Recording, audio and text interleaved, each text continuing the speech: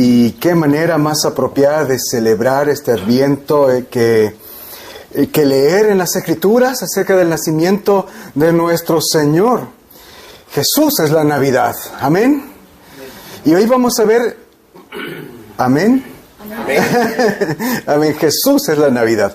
Hoy vamos a ver una de las escenas más famosas en la Navidad. La típica tarjeta navideña donde vemos a Melchor, Gaspar y Baltasar, ¿no es cierto?, frente al pesebre de Jesús, presentándole sus regalos, los tres famosos reyes magos.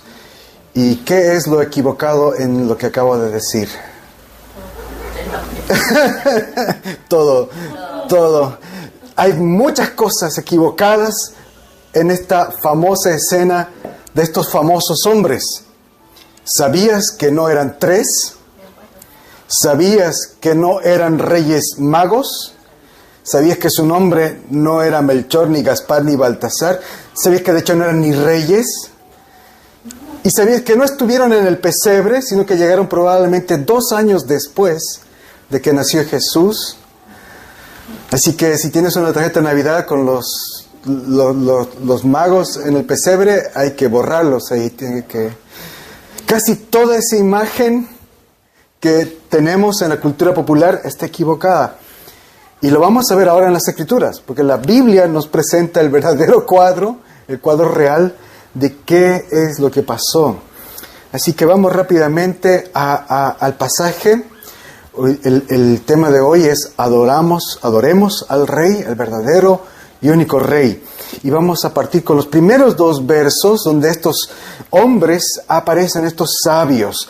Mateo dice que Jesús nació en Belén. Vamos al primer verso. En los tiempos del rey Herodes. Eso quiere decir que su nacimiento fue en los días cuando Herodes gobernaba esa región. Vamos a hablar un poquito más adelante de quién era este Herodes. Pero por el momento, Mateo está dirigiendo nuestra atención a la llegada de unos hombres. Como mencioné, la tradición los conoce como 3 reyes magos, pero si te diste cuenta en la lectura, en ningún lugar dice primero que eran reyes.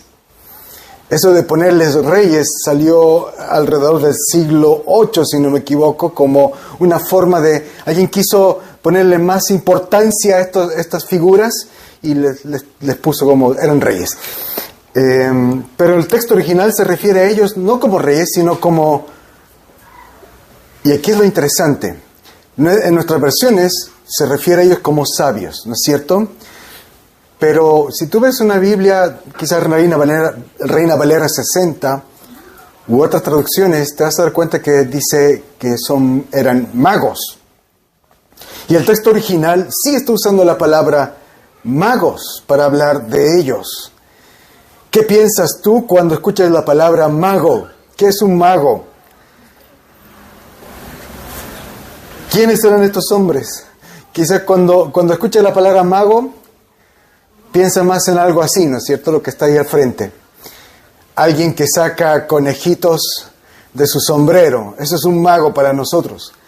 Pero presta atención, en el mundo antiguo, los babilonios especialmente, usaban la palabra mago, se llamaba mago, a aquellos hombres que ejercían los siguientes campos de estudio. Sabios, profesores. ¿Aquí hay algún profesor? No, ahí está la profesora. Hubiera sido maga, Nina, en esos días. Maga. Médicos. Los médicos también eran magos. Astrólogos, videntes, intérpretes de sueños, adivinos y profetas. A todas esas personas se les llamaba con un solo nombre, especialmente en Babilonia, magos. Y generalmente estos magos practicaban de todo esto, un poco de todo esto. Estos magos eran al mismo tiempo profesores, sacerdotes, eran intérpretes, eran médicos, eran astrólogos. Entonces, ¿qué clase de magos eran los que llegaron a Jerusalén? Obviamente eran astrólogos, porque ellos hablan de una estrella, ellos observaban las estrellas. Lo más parecido a los astrónomos en nuestros días. Por eso es que la traducción ahora en nuestras Biblias los llama sabios, y me parece una muy buena opción, porque la palabra magos a nosotros nos hace pensar en ese personaje. Pero en realidad la palabra mago aquí era usada en el contexto de hombres de mucha sabiduría, de prominencia, y estos magos eran altos funcionarios y de poder en sus países. Quizás por eso históricamente algunos prefirieron llamarles reyes, porque eran altos funcionarios. Entonces, no estamos hablando de un pequeño club de astrólogos que se sentaban a mirar las estrellas tomándose un té en las tardes. Eran hombres con roles importantes, y por los regalos que llevaron, sabemos que también eran súper millonarios y poderosos. Así que la traducción sabio es muy buena traducción. Entonces, vienen estos sabios, entre paréntesis, en ningún lugar se menciona que eran 3. Esa idea surge por los regalos. El texto menciona 3 regalos, entonces alguien dijo, tuvo que haber sido 3 personas. Pero eso es difícil. De hecho, la tradición histórica apunta entre 12 a 20. El punto es que no sabemos cuántos eran. Lo que sí sabemos, lo que es importante, es de dónde venían. Ese es el punto, el verdadero punto importante. No sus nombres, no cuántos eran, de dónde venían. Eso es lo que el texto está enfatizando. ¿De dónde venían estos sabios? De Oriente. En los tiempos de Jesús, eso apunta a Babilonia, a Persia, a los pueblos árabes. En otras palabras, gentiles. Pueblos que no conocían, que no sabían del Dios de Israel, que no tenían fe en el Dios de Israel. Y estos hombres viajaron de tan lejos para ver a Jesús. Y en el verso 2, vemos que ellos preguntan por el rey de los judíos porque han visto su estrella. Ahora aquí viene la gran pregunta: ¿cómo es que estos hombres de Oriente, gentiles, de tan lejos, conocían del rey de los judíos, conocían que iba a nacer y conocían que una estrella estaba relacionada con el nacimiento de este rey? Para entender esto tenemos que ir atrás en el tiempo, mucho más atrás en el tiempo. Quiero remontarme a cuando estuvimos estudiando el libro de Números. Recordemos que cuando Moisés todavía estaba vivo, habían salido de Egipto con el pueblo, estaban por el desierto en su camino hacia la tierra prometida. El pueblo de Israel se topó con un enemigo odioso, el rey de los moabitas. Si recuerdan esa historia, este rey quiso matar a los israelitas y para eso contrató a un mago. Contrató a un mago, un hombre sabio, un profeta llamado Balaam, que cualquier cosa que este Balaam maldecía, caía bajo maldición. Cualquier cosa que él bendecía, caía bajo bendición. Era un mago, era un hechicero. Esta historia está en Números 22. Entonces Balaam es contratado por los enemigos del pueblo de Israel para maldecir a Israel. Pero si recuerdan la historia, Dios no se lo permitió, sino que le ordenó bendecirlos. Y eso es lo que Balaam hizo al final. Bendijo al pueblo de Dios. Tuvo que obedecer a Dios. 3 veces él intentó maldecir a Israel y 3 veces Dios le impidió que lo hiciera y lo llevó a bendecirlos. Hasta hizo que la burrita le hablara. ¿Recuerdan esa historia, no es cierto? Entonces Balaam terminó bendiciendo a Israel. Y lo más interesante es que la tercera vez que Balaam bendice a Israel, este mago, este brujo, hizo una profecía sobre Israel. Y esto es lo que él dijo. Este es Balaam.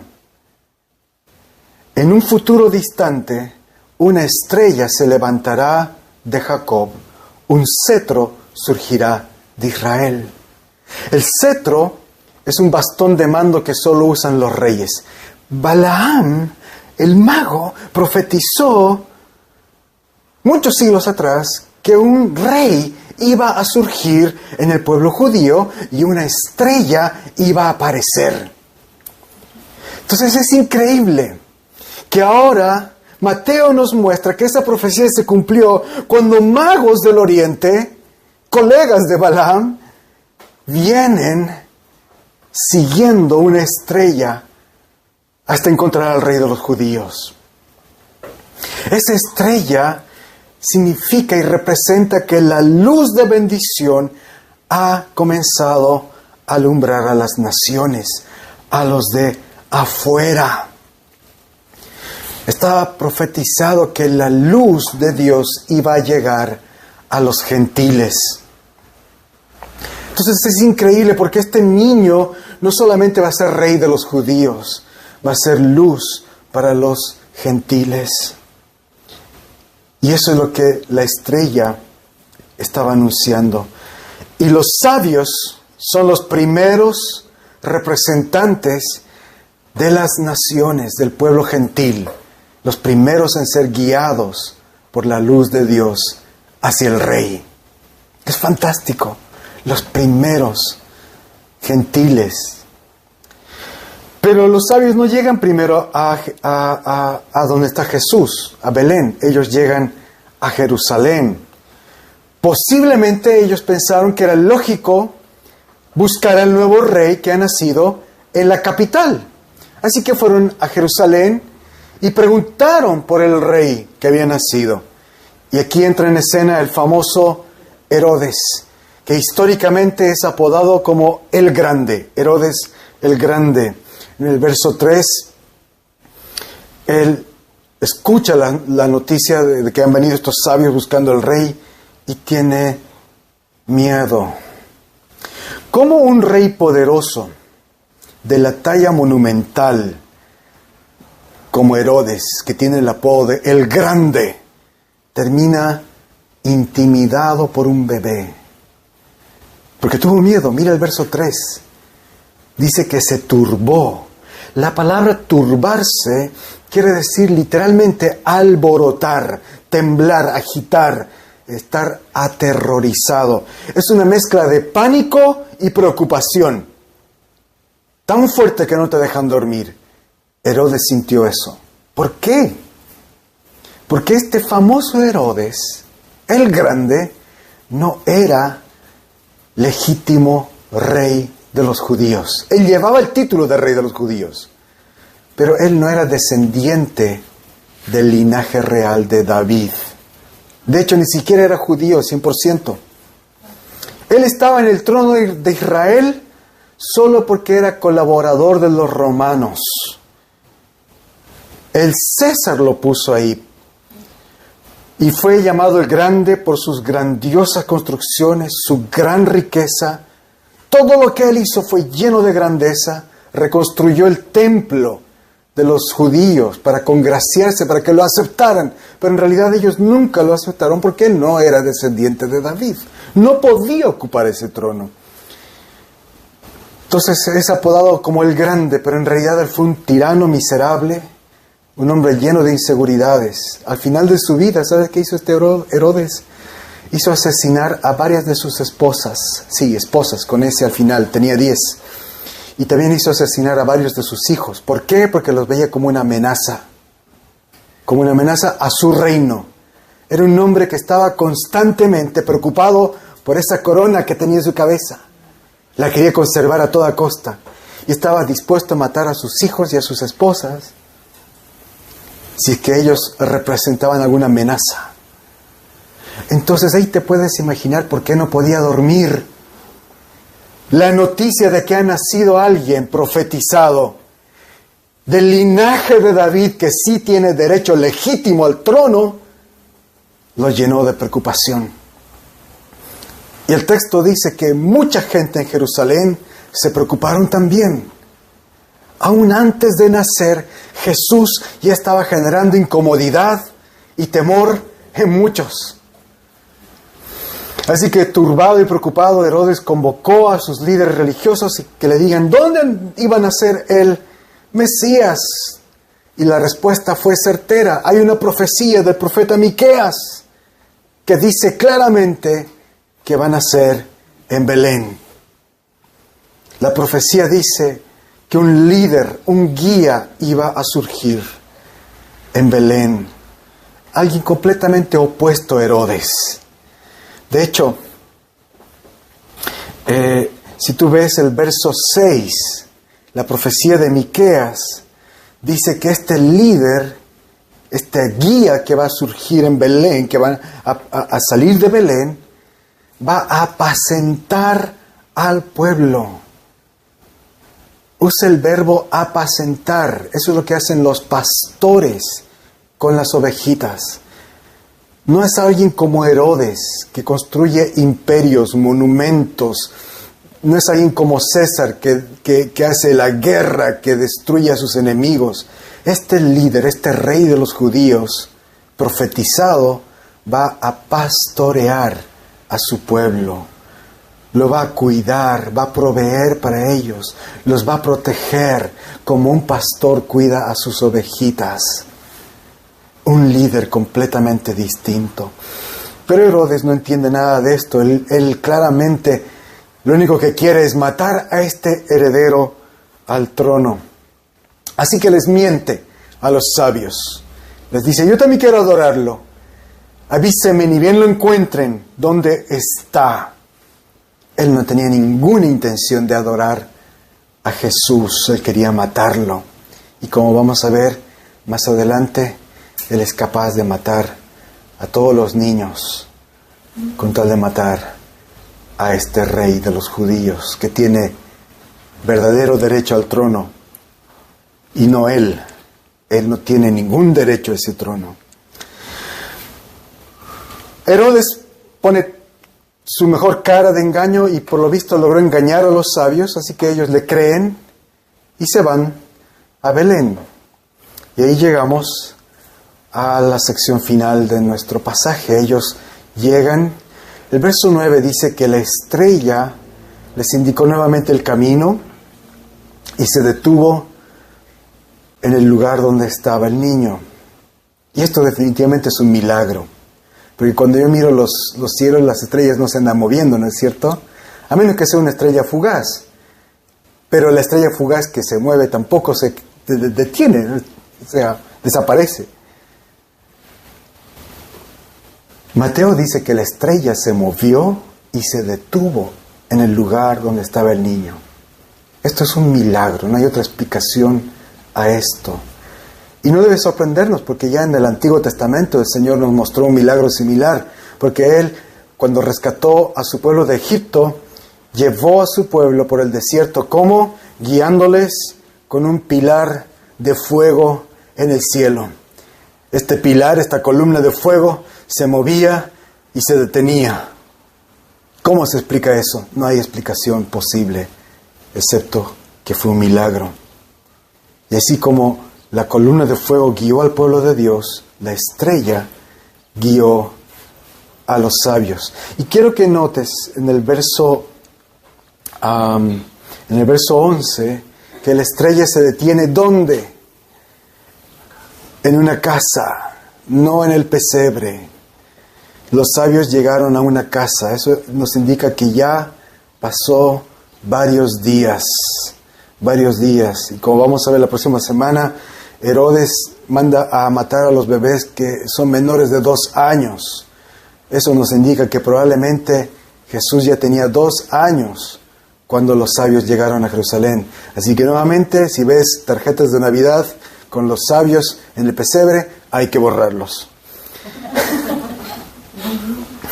Pero el punto es que ellos llegaron por fin a la casa.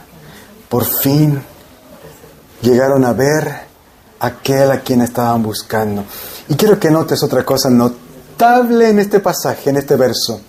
Mira, Mateo dice que vieron ellos, y Mateo enfatiza, vieron al niño y a María, su madre. Ni siquiera menciona a José, pero ellos adoraron al niño. Ellos ven a María y adoran al niño. Ya desde entrada nos está diciendo Mateo quién es el único digno de adoración. Y los sabios están felices al ver la estrella. Han viajado tanto tiempo siguiendo esa estrella de tan lejos, creyendo en una profecía antigua, y resultó ser todo cierto. Por fin están ante el rey. Y ellos lo adoraron. Se inclinaron ante Él. Y esto es lo verdaderamente potente.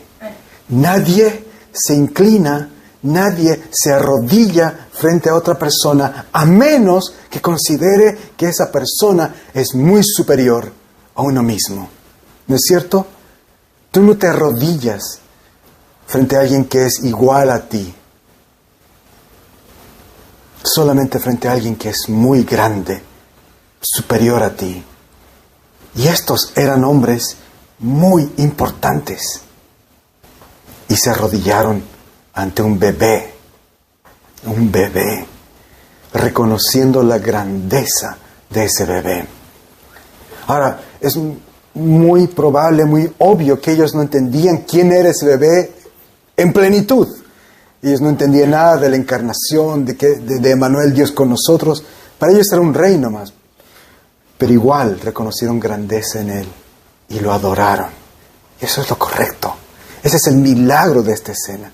Que hombres aún sin entender a cabalidad quién era Jesús, lo adoran.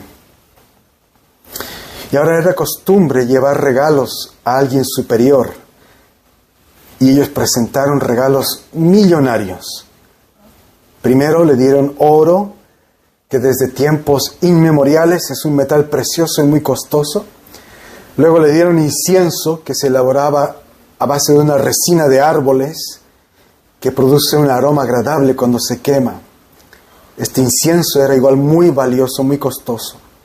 Y también le regalaron mirra, que también se hace a partir de la savia de árboles aromáticos, y que era un perfume en esos tiempos, un perfume muy caro y muy lujoso.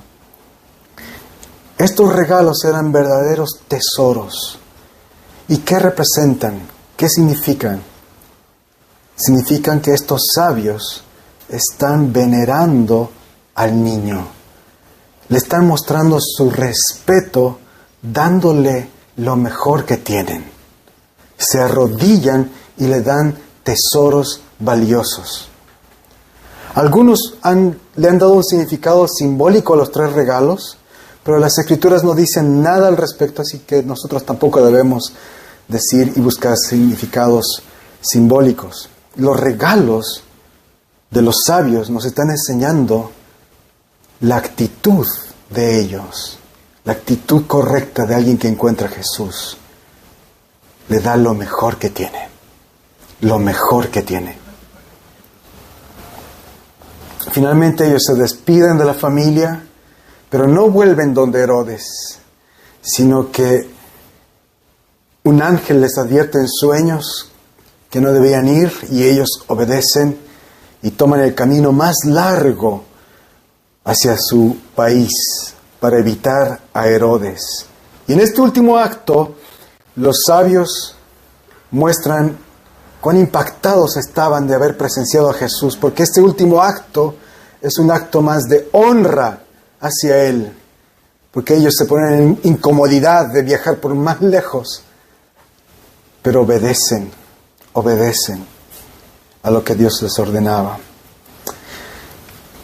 Queridos, ¿qué aprendemos de esta lección, de este pasaje?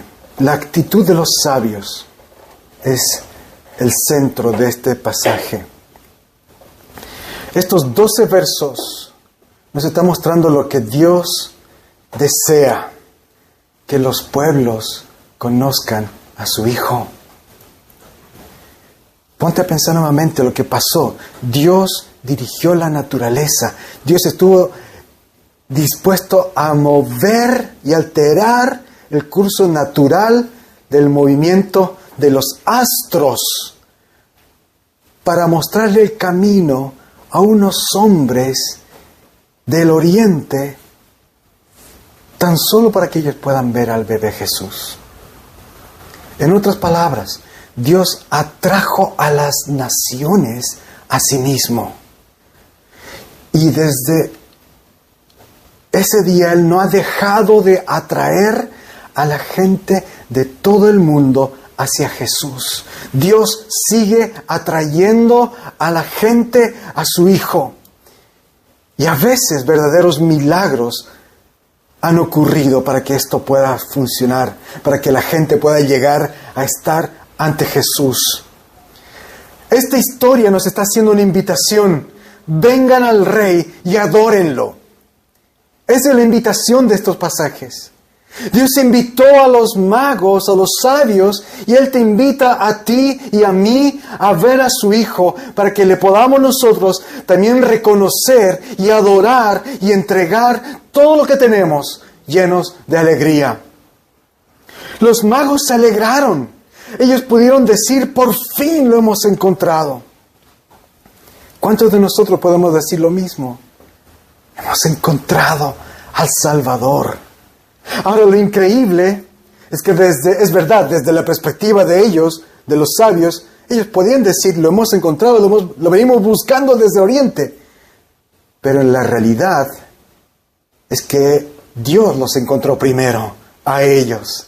Dios les llamó, Dios les mostró esas profecías antiguas del Rey. Dios les puso la curiosidad de estudiar las estrellas. Dios les mostró las estrellas y con una estrella les guió hasta Jerusalén y luego hasta Belén.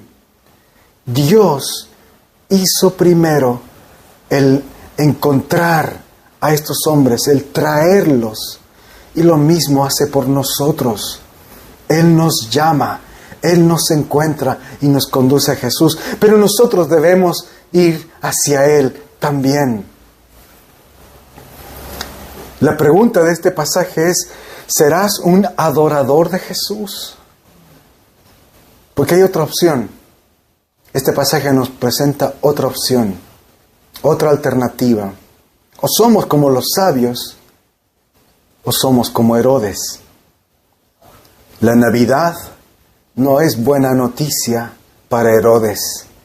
Se le anuncia que ha nacido Jesús.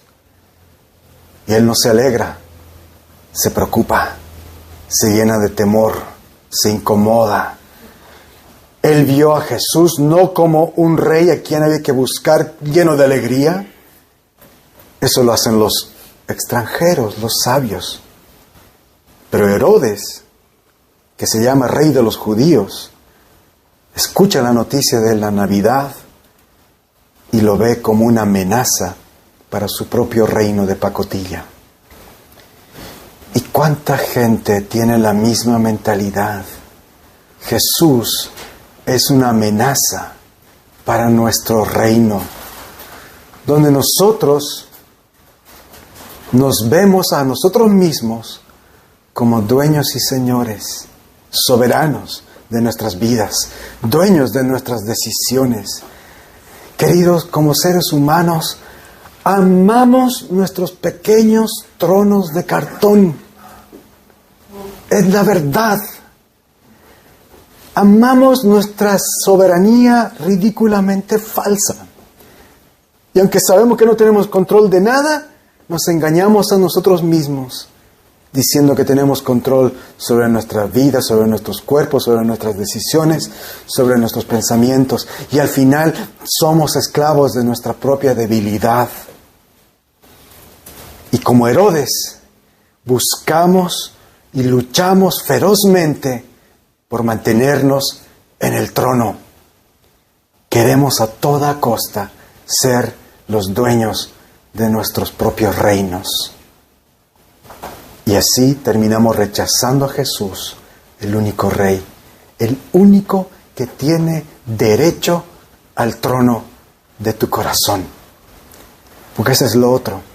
Jesús tiene derecho al trono de tu vida. Él tiene derecho a gobernarte.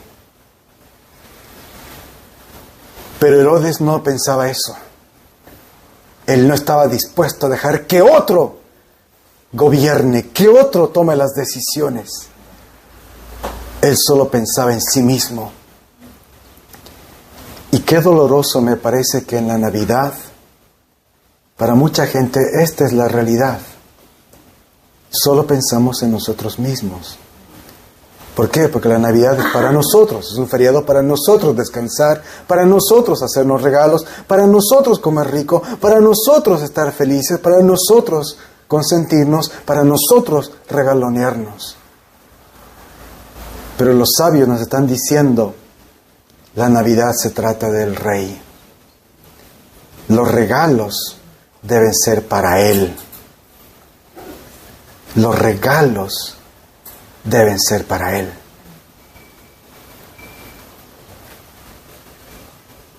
Los sabios se postraron ante un bebé y le entregaron todo lo que tenían, todo lo mejor. Hermanos, esta es la historia de la Navidad desde la perspectiva de los sabios. Extranjeros de las naciones que vienen a Jesús. Y me encanta cómo Mateo comienza con extranjeros llegando a Jesús, gente de las naciones llegando a Jesús bebé, y Mateo termina de esta manera, con Jesús ordenándole a sus discípulos que vayan y hagan discípulos a las naciones. Mateo comienza con representantes de las naciones viniendo y termina con Jesús diciendo a nosotros, vayan a las naciones. Así que preparémonos para esta Navidad, que seamos testigos de este Rey, que esta Navidad celebremos con gozo anunciando al Rey a las naciones, a las gentes, a los gentiles. Que en esta Navidad el centro sea Jesús. Que en nuestros hogares le adoremos a Él y le ofrezcamos nuestros mejores regalos de nuestro tiempo, nuestra dedicación, nuestros talentos, nuestros recursos, nuestros pensamientos, nuestras energías para Él. Amén. Amén. Oremos.